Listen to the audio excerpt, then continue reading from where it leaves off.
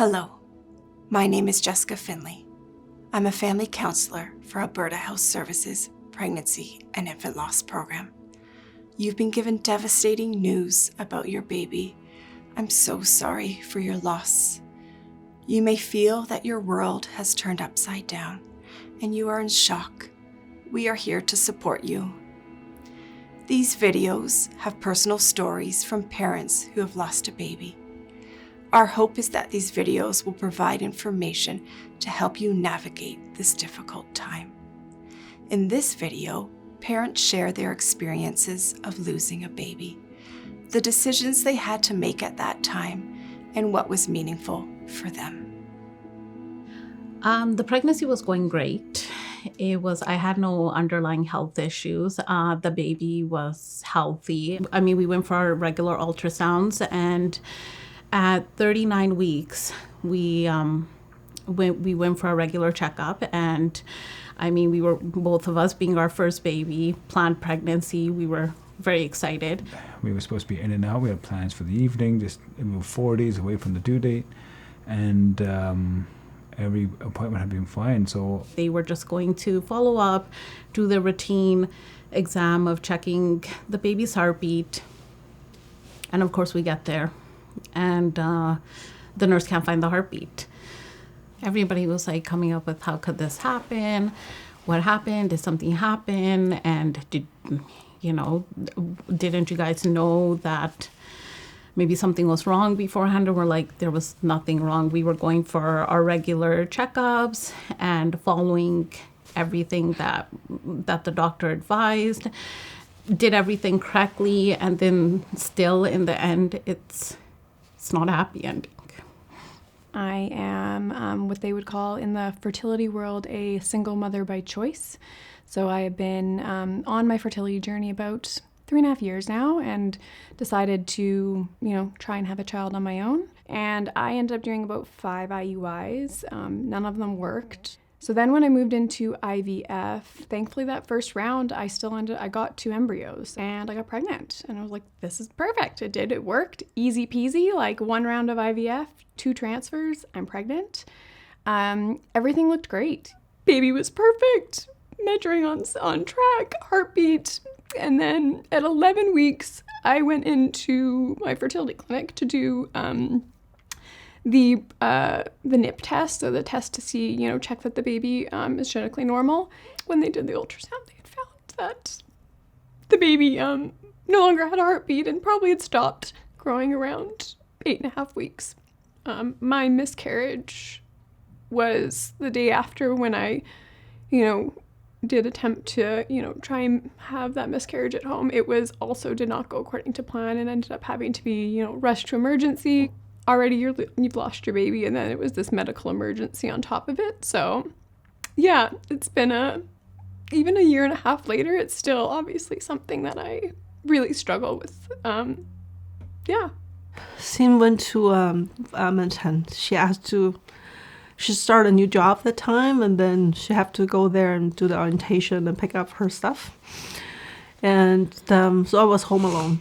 They pushed me to the hospital, but I delivered him already on the ambulance. The nurse asked me what kind of month and week I am. I told her I was like 20 weeks, 3 days, and she just said the baby won't be viable. He did survive the labor. He lived a couple minutes, but I don't know when he passed.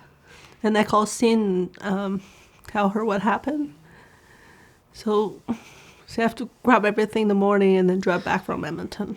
It was the longest flight I have ever lived. I keep myself busy. I just don't want to think of, I know the baby's gone and must gone because it's just only 20 weeks. I just only left for 3 days and then something happened.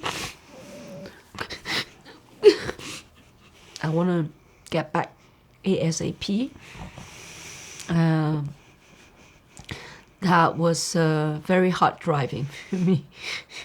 And then eventually I saw her, and I saw our baby boy as well. You know, the early kind of months of pregnancy were actually quite smooth. So, you know, our viability scan went well and all of the testing went well. And we found out that we were expecting a boy. Everything sort of changed around the time of our anatomy scan. And so we went in for the scan on a Monday morning, and it was actually really amazing to see, you know, how much our baby had grown and he was moving. And everything seemed to go quite well. We were just told that because of his positioning, they couldn't see his heart or his face. Up until that point, I was really like smooth sailing mentally. There was really no hesitation, fear. I thought this was almost a formality heading into that scan. I was like, yeah, this is what happens. But ultimately, after taking a bunch more images of his brain, the tech kind of went out to talk to the radiologist. And after a very long wait, the radiologist came into the room and explained to us that our baby was essentially missing his corpus callosum. So kind of the bundle of nerve fibers that connect the two hemispheres of the brain. I found myself doing a lot of research, just trying to understand, like, what is this part of the brain and what does it mean and what kinds of implications can this have for the life of a child and what are the likely outcomes for us? And so at that point, you know, I kind of brought up the possibility of termination to the doctor. And at that point, you know, she was incredibly respectful and was like, absolutely, that's completely, you know, one of your options, and walked us through what that would look like if we decided that we wanted to end the pregnancy. I felt like the actual making of the decision was something that was quite clear to us.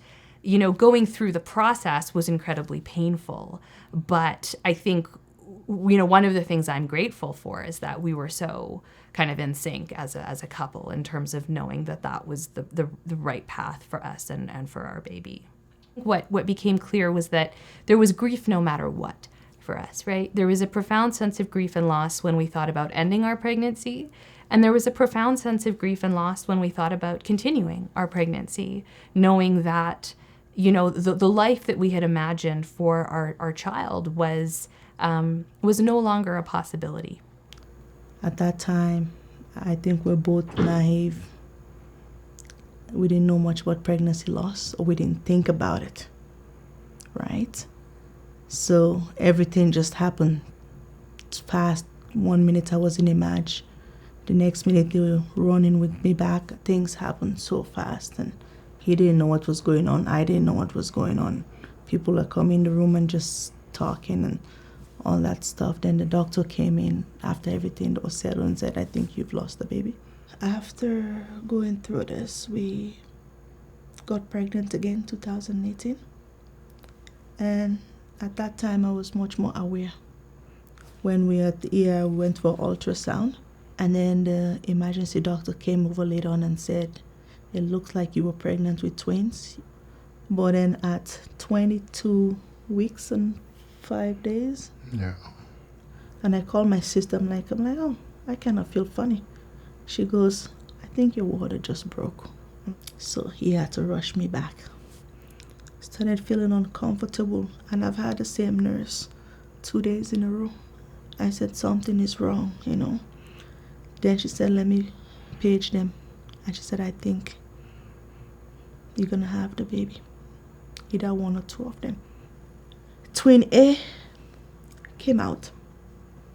And then I hear the doctor said, we need an OR right away. Nobody thought baby B was going to come out that fast. So we go in the OR, and I was out. I woke up 11 o'clock at night, and I turned around. It was the cold cot beside me with the girls, and they explained to me that they were not able to save any of them. Experiencing the loss of a baby is devastating. It can leave you with many thoughts and feelings to process. Remember that your healthcare team is there to support you. Thank you for watching this video. You can find out more about pregnancy and infant loss by going to MyHealth.Alberta.ca and searching for a grief program in your area.